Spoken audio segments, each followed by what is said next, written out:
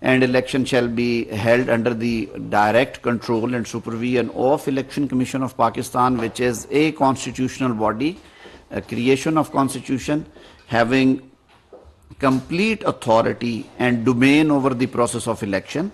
There is a provision in the Constitution, Article 2183, which says that it is the Election Commission who has been vested with the duty and prerogative to conduct general elections or by-elections in the country, and to ensure that elections are conducted impartially, fairly, transparently, justly, and all corrupt practices are guarded with. That provision has also been interpreted by the courts in many cases, and every time it has been resolved that it is the Election Commission which in its best judgment shall ensure that elections in the country are conducted in a fair, free, transparent manner. So the controversy started from the point when the Election Commission sought date for appointment of elections.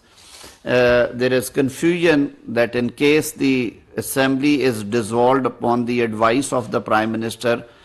who shall appoint the date, because governor, if it is not instrumental in the dissolution, like in the Punjab, the Assembly was dissolved on the advice of